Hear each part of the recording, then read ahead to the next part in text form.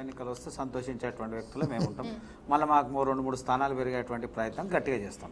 ఎందుకంటే 10 చోట్ల కాబట్టి మేము బలంగా 4-5 తీసుకునేటువంటి ప్రయత్నం చేస్తాం. దాంట్లో ఏమాత్రం సందేహం లేదు. ఒకవేళ నిజంగా కూడా చెప్పుకోవాలనుకుంటే బీఆర్ఎస్ తప్పిదమే మళ్ళీ ఇప్పుడే రిపీట్ అయింది. గతంలో వాళ్ళకు అవసరం లేకపోయినా ఎల్పీని విలీనం చేసుకొని వాళ్ళ ఉన్నటువంటి వ్యక్తులందరినీ తీసుకొని కాంగ్రెస్ యొక్క పూర్తి పట్టు లేకుండా చేసేటువంటి ప్రయత్నం లేదా కాంగ్రెస్ని భూస్థాపితం చేసేటువంటి ప్రయత్నం చేసినటువంటి బీఆర్ఎస్కి ఇలా మళ్ళీ అదే రిపీట్ అయింది. పెద్ద సమయం కూడా పట్టలేదు, తిరిగి చూసే వరకు మళ్ళీ సమయం పట్టింది. రిపీట్ అయినా అక్కడ లీగల్గా వెళ్ళారంటే 2/3 మెజారిటీ వాళ్ళకు ఉంది, విలీనం చేశారు. కానీ ఇక్కడ ఆ స్ట్రెంత్ లేదు. భారతదేశం యొక్క చట్టాలని గౌరవించుట్లా మనమంతా ఇంకెవరు కూడా లేరు. ఆ పుణ్యకాలం కాస్త అయిపోతుంది. ఇప్పుడు ఆల్రెడీ 14 నెలలు దాటింది. ఇక మళ్ళీ ఇంకోటి ఏదో స్టే వస్తుంది. ఎందుకంటే మొన్ననే ఏదో విషయం మాట్లాడాను. నేనేమంటున్నా, ఘాటుగా వ్యవహరిస్తుంది వస్తుంది అనే ఆశ చాలామంది మాట్లాడుతున్నారు. కానీ ఎట్టి పరిస్థితుల్లో ఏదైతే కాంగ్రెస్ ప్రభుత్వమే అప్పుడు కాంగ్రెస్ ప్రభుత్వమే చేసినటువంటి చట్టం, ఫిరాయింపుల చట్టంలో అనేకమైనటువంటి లొసుగులు ఉన్నాయి. ఏ ఒక్క లొసుగును తీసుకొని కూడా ఇది చేసేటువంటి అవకాశం ఉంటుంది. ఏముంది, ఒక ఏ నియోజకవర్గంలో ఆ నియోజకవర్గంలో ఉన్నటువంటి ప్రజలు కొంతమంది బహిరంగంగా వేసి మీరు మా సమయాన్ని వృధా చేస్తున్నారు, మీరు మళ్ళీ ఎన్నికలకు పోయేటువంటి పరిస్థితులు ఎందుకు, అభివృద్ధి అవసరం అనేటువంటి ఒక పిటిషన్ వేసినప్పుడు ఆ పిటిషన్ బేస్ చేసుకొని మళ్ళీ ఆపేస్తారు. గతంలో అనేక జరిగినాయి. ఏది ఎట్లా ఉంటుందనే చెప్పే పరిస్థితి లేదు. ఒకవేళ నిజంగా కూడా ఒకవేళ మీరు అంటున్నట్టు లేదా అందరూ ఆలోచిస్తున్నట్టుగా ఉప ఎన్నికలు వస్తే ఉప ఎన్నికలు కేసీఆర్ 100 మాట్లాడతాడు. ఆయన మాటలకి చేతలకి ఆయన మాట్లాడుతుంటాడు. అదే మొన్న రాజయ్య గురించి చెప్పిండు, ఇప్పుడు మళ్ళీ నువ్వు గెలువు అనేటువంటి అంశం మాట్లాడి. కానీ కేసీఆర్ మాట్లాడుతుండు, కేసీఆర్ చెప్తున్నా అనేది కాదు. నిజంగా కూడా ఒకవేళ అట్లా మార్పు వచ్చి, ఎందుకంటే స్పీకర్ బయట వాళ్ళు కాదు, వీళ్ళ పార్టీ నిర్ణయించినటువంటి వ్యక్తి. అట్లా కాకుండా స్పీకర్ న్యూట్రల్గా అన్ని రాజకీయ పార్టీలు, ఇప్పుడు ఉన్నటువంటి బీజేపీ కానీ లేదా కాంగ్రెస్ కానీ లేదా బీఆర్ఎస్ పార్టీ కానీ అందరు సమిష్టి కృషితో ఒక వ్యక్తిని ఎన్నుకోన్నప్పుడు అందరూ ఓట్ల ద్వారా ఆయన ఎన్నుకోబడ్డాడు అనుకోండి, అప్పుడు ఆయన ఈ అన్ని పార్టీలు ఉన్నటువంటి విశ్లేషించి మాట్లాడేటువంటి అవకాశం ఉంటుంది. కానీ ఒక పార్టీ ఎన్నుకునేటువంటి అలవాటు ఉంది కదా. ఇప్పుడు 3 పార్టీలు కలిసి ఎన్నుకున్నటువంటి వ్యక్తి కాదు, ఖచ్చితంగా కాంగ్రెస్ పార్టీ. ముఖ్యమంత్రి మాట కాదనేటువంటి లేదు.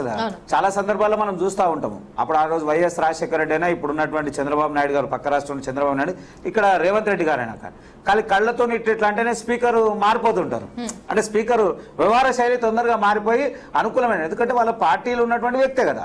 పార్టీలో ఉన్న వ్యక్తి కాకుండా బయటికేం తీసుకొని వచ్చి అది పరిస్థితి లేదు. ఖచ్చితంగా వీళ్ళ పార్టీలో ఉన్నటువంటి వ్యక్తి కాబట్టి పార్టీ ఫిరాయింపుల చట్టంలో చేంజెస్ ఏమైనా చేయాలంటారా?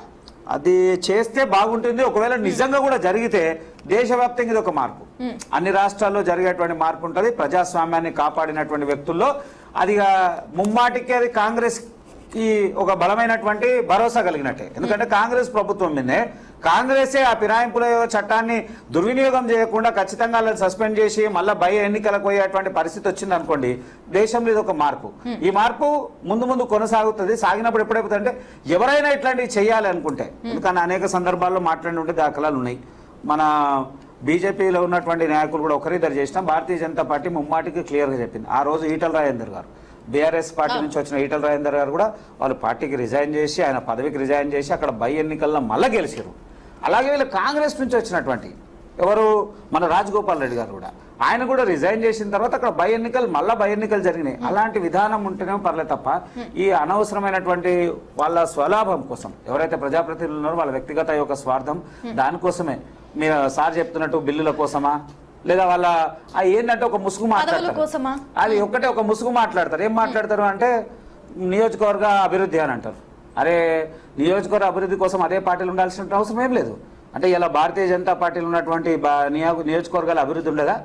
అవసరం లేదు కదా. మీరు అసెంబ్లీలో మాట్లాడండి, చర్చించండి. ముఖ్యమంత్రికి ఒకవేళ నిజంగా కూడా బీజేపీ ఉన్నటువంటి నియోజకవర్గాలు ఈ పథకాలు అమలు చేయము అనేది ఉండదు కదా. దీన్ని మీరు సమర్థిస్తున్నారు. అయితే ఇప్పుడు అంటే ఎవరైతే అధికారంలో ఉన్నారో ప్రతిపక్షంలో ఆ ఎమ్మెల్యేలు షిఫ్ట్ అవ్వాల్సిన అవసరం లేదు అని, కానీ మీరు మాట్లాడితే డబుల్ ఇంజన్ అంటారు. అంటే సెంట్రల్లో ఏది ఉంటే రాష్ట్రంలో అదే ఉంటే బెనిఫిట్స్ ఎక్కువ అని. సో మరి ఇక్కడ కంపారిజన్ రాదా? నేను ప్రజాస్వామ్యంగా ఎన్నుకోబడ్డ వ్యక్తుల గురించి మాట్లాడుతున్నాను తప్ప ఫిరాయింపుల చట్టం గురించి మాట్లాడలేదు. ఎప్పుడు కూడా ఇట్లాంటివి జరగలేదు. చాలా రాష్ట్రాల్లో కూడా కంపేర్ చేసినా ఏమంటున్నామంటే ఒక పార్టీ నుంచి వచ్చి ఇదే పార్టీలో కొనసాగేటువంటి నైజం భారతీయ జనతా పార్టీలో లేదు. మన రాష్ట్రంలో లేదు. మన రాష్ట్రం జాతీయ పార్టీని రిప్రజెంట్ చేస్తున్నారు. నేను అది కూడా చెప్తా. చెప్తా కొన్ని రాష్ట్రాలలో కూడా మీరు చాలా సందర్భాలు మాట్లాడినప్పుడు కర్ణాటక విషయం వేసుకున్నా లేదా ఇంకో రాష్ట్రం విషయం వేసుకున్నా కానీ అక్కడ ఉన్నటువంటి ప్రాంతీయ పార్టీలు కూటమయ్యి భారతీయ జనతా పార్టీతో కలిసి అధికారం చేసి ఉండొచ్చు, అంతే తప్ప ఇట్లాంటి చేసిన దాఖలాలు ఏం లేవు. అధికారం చేస్తే తప్పలేదు కానీ జస్ట్ అలా ఫిరాయిస్తే తప్పు. అట్లా ఫిరాయించడం కాదు. ఇప్పుడు మేము ఏమంటున్నాము, భారతీయ జనతా పార్టీతో కలిసి ఒక ప్రాంతీయ పార్టీ, ఉదాహరణకు ఒక ప్రాంతీయ పార్టీ భారతీయ జనతా పార్టీలో ఉన్నటువంటి ఎమ్మెల్యేలతో కలిసి అధికారం రావాలనుకుంటే దాంట్లో తప్పలేదు కదండి. దాన్ని మేము చట్టాన్ని దుర్వినియోగం చేస్తలేము కదా. ఏదైతే చట్టంలో ఉన్నటువంటి అవకాశం దాంట్లో అభివృద్ధి కోసమే తప్ప ఇంకో ఆకాంక్ష లేదు కదా. మేము కాంగ్రెస్ లెక్క బీఆర్ఎస్ లెక్క చేసిన దాకా లేదు. ఒకవేళ ఎప్పుడు వచ్చినట్టు చెప్పండి ఒక్కటనా, ఒక్క ఉదాహరణ కూడా లేదు కదా. ఈ రాష్ట్రంలో లేదు, పక్క రాష్ట్రాల్లో కూడా లేదు. ఎట్లా ఒక పార్టీ నుంచి వచ్చి బీజేపీలో వచ్చిన తర్వాత పరిస్థితులు అట్లా భారతీయ జనతా పార్టీ లేవు. ఉప ఎన్నికే మీరు ప్రిఫర్ చేశారు. నిజంగా కూడా ఒక ఉప ఎన్నిక జరిగితే మేమైతే అంటా ఉన్నాం. ఎందుకంటే చాణక్య సర్వే నిన్నేదో వచ్చింది, దేశవ్యాప్తంగా ఉండేటువంటి సర్వేలో మాట్లాడితే ఇవాళ మళ్ళీ మాట్లాడితే మేము 400 పార్. ఎందుకంటే కాంగ్రెస్ మిత్రులు ఎప్పుడు మమ్మల్ని అప్పుడప్పుడు సురికేస్తుంటారు, ఏమాయమి 400 పార్ అని. ఇప్పుడు అంటున్నాం కదా, ఇక నిన్ననే ఏదో చాణక్య సర్వే వల్ల ఒక రిపోర్ట్ పంపించారు. ఒకవేళ ఇవాళ ఉందనుకో 400 పార్ పక్క. ఈ రాష్ట్రంలో కూడా ఒకవేళ భయ ఎన్నికలు వస్తే 10 స్థానాల్లో మెజారిటీ స్థానాలు మేము కొట్టడానికి సిద్ధంగా ఉన్నాం. ఎన్నికలు వస్తే స్వాగతిస్తాం. దాంట్లో ఖచ్చితంగా భారతీయ జనతా పార్టీతో మా బలం ఏందో చూపిస్తాం. ఇలా వాళ్ళు ఇచ్చినటువంటి 10 స్థానాల్లో మెజారిటీ స్థానాలు భారతీయ జనతా పార్టీ కైవసం చేసుకుంటుంది. రైట్. ప్రేమ్ గాంధీ గారు